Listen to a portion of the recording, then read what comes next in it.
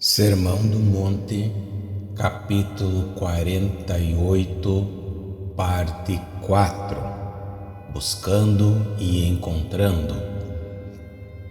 E assim, durante os primeiros poucos dias de cada ano novo, e certamente isso sucede com todos nós, quase imediatamente nos tornamos negligentes e nos esquecemos de nossos bons propósitos.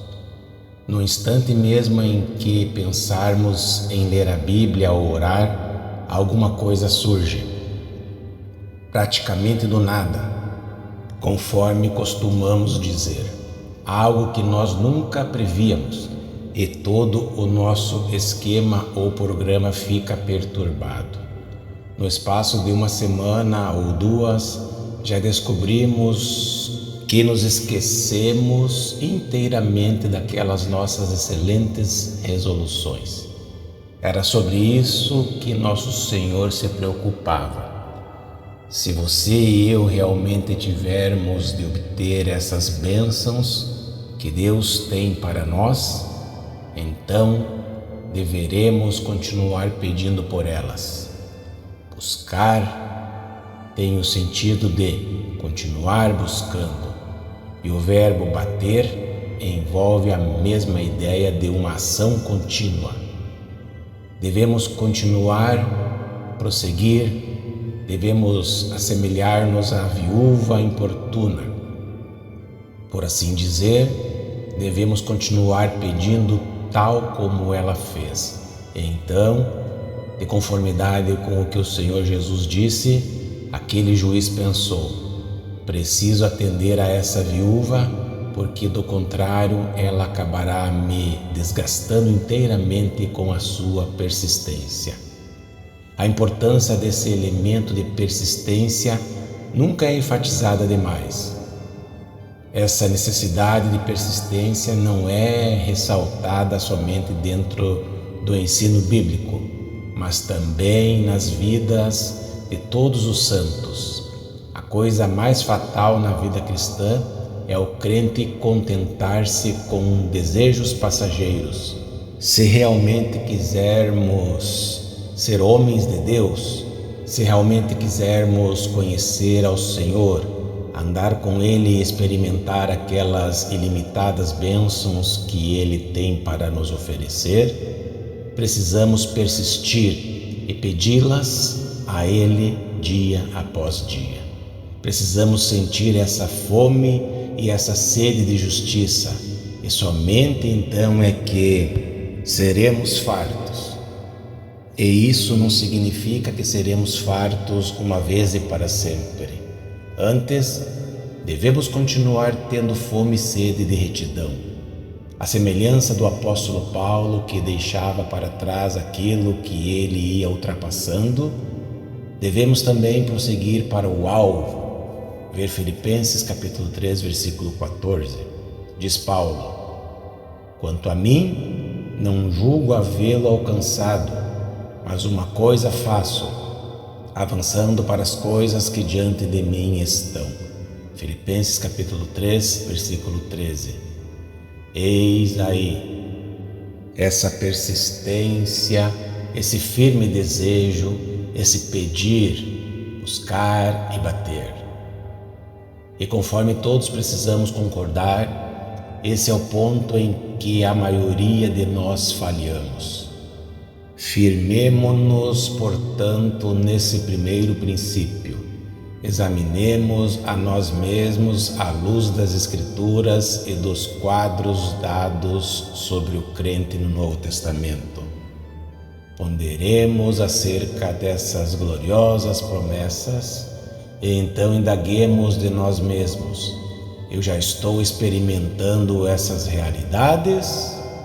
E caso descobramos que assim ainda não está sucedendo, conforme todos devemos forçosamente confessar, então cumpre-nos retornar a essa grandiosa declaração de Cristo. Entendo por possibilidades. Se por um lado devo começar a pedir e buscar, por outro lado, devo continuar a fazê-lo, até que tenha a consciência de haver obtido um progresso, um desenvolvimento, uma elevação a um nível espiritual mais alto.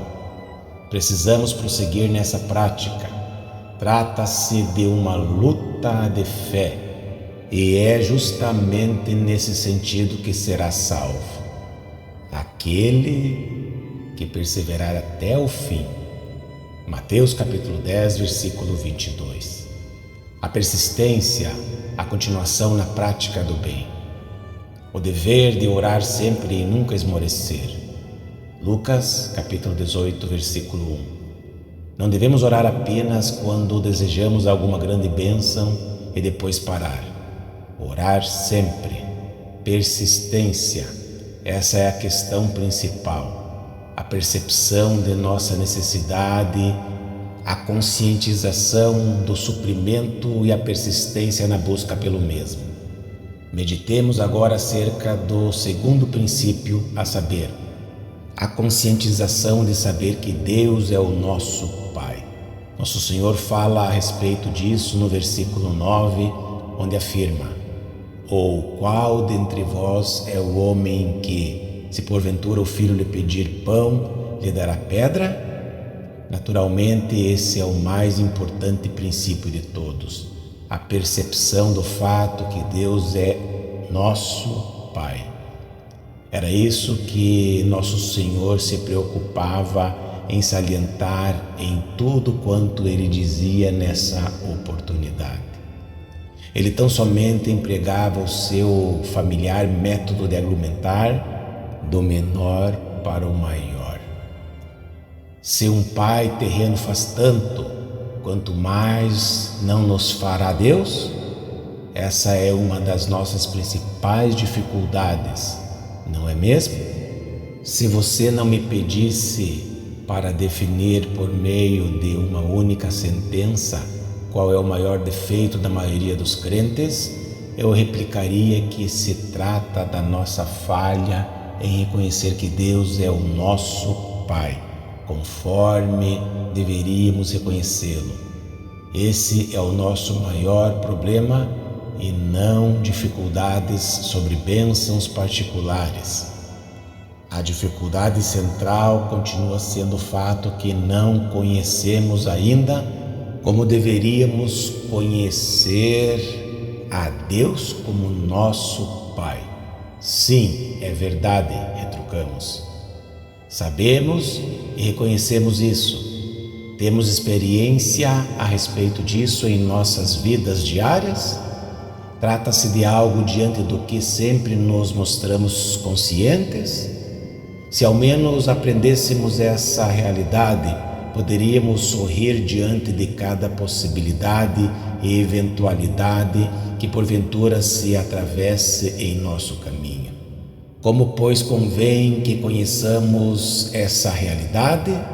Certamente não é algo baseado na noção da paternidade universal de Deus e nem sobre a alegada fraternidade de todos os homens. Tais conceitos nada tem de bíblicos. Nosso Senhor declarou aqui algo que lança esses conceitos humanos no ridículo, e ele até mesmo prova que essas ideias são um disparate. Ele disse: ora, se vós que sois maus, Mateus capítulo 7, versículo 11. Está você percebendo a significação daquele ensino de Cristo? Por qual razão ele não disse: se nós que somos maus? Jesus não falou assim porque sabia que ele era essencialmente diferente dos seus ouvintes. Quem assim falava era o próprio Filho de Deus, e não apenas um homem chamado Jesus, porque ele era o Senhor Jesus Cristo, o unigênito Filho de Deus. Ele não incluiu a si mesmo nessa palavra, vós. Não obstante, incluiu nela a humanidade inteira.